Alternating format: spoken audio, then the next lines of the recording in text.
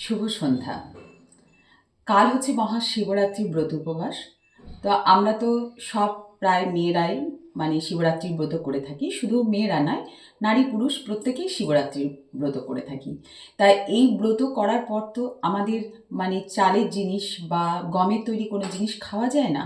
আমরা উপবাস ভঙ্গের পর বাবার প্রসাদ মুখে দিয়ে আমরা রাত্রিটা সাবু খেয়ে থাকি। সেই সাবু কিভাবে মাখাবেন সেই রেসিপি আমি আজকে আপনাদের সঙ্গে শেয়ার করব।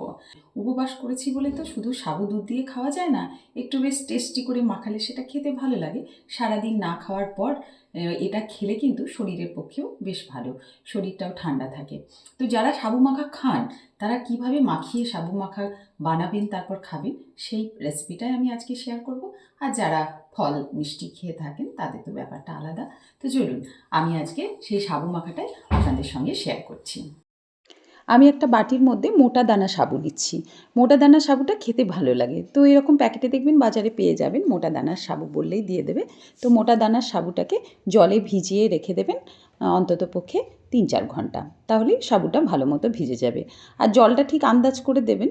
দেখুন আমি ঠিক আন্দাজ করে জল দিয়েছি, একদম ভিজে ফুলে মোটা মোটা হয়ে গেছে সাবুগুলো। সাবুর মধ্যে কিন্তু জল ঝরাবার প্রয়োজন নেই, একদম এত সুন্দর অ্যাকিউরেট আমি জল দিয়েছি আর কি। আপনারাও এভাবেই দেবেন। তো এখানে আমি কিছু ফল নিয়ে নিয়েছি, যেমন আপেল, তারপর কলা, আঙুর, সন্দেশ, কিশমিশ কিছু। আমি কালো আঙুর নিয়েছি, এমনি আঙুরও নিয়েছি, তারপর বেদানা নিয়েছি। আপনাদের যার যেমন ফল পছন্দ সব নিয়ে নেবেন, কেটে এইভাবে ছোট করে তারপরে সাবুর মধ্যে দিয়ে মাখিয়ে নেবেন। এখন সন্দেশ দিলে কি হবে, টেস্টটা বেশি ভালো হবে আর কি, যত ভালো করে মাখাবেন। আর সন্দেশ তো পুজোতেও থাকবে, সেটাই আপনারা দিয়ে দিতে পারেন। আর দিলাম দুধ। তো এবার দুধ দিয়ে খুব ভালো করে এটাকে মাখিয়ে নেব। আমি একটু হাতে করেই মাখাচ্ছি, কারণ কলাগুলো একটু সাবুর সঙ্গে চেপে মাখিয়ে নিলে আর সন্দেশটা খেতে বেশি ভালো লাগবে। তো এইভাবে মাখিয়ে নিতে হবে। আর একটু দুধ লাগবে, আমি দিলাম। দুধটা ঠিক আন্দাজ করে আপনারা দেবেন, যাতে ঠিক এইরকম একটা টেক্সচার আসে।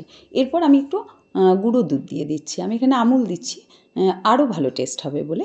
আর মিষ্টিটা পরিমাণ মতো দেবেন, সন্দেশ যেমন মাখাবেন সেরকম। আমি এখানে ছোটো চামচে 2 চামচ মিষ্টি দিলাম। মিষ্টিটা সম্পূর্ণ নিজের উপর নির্ভর করছে, যে যেমন মিষ্টি খাবেন।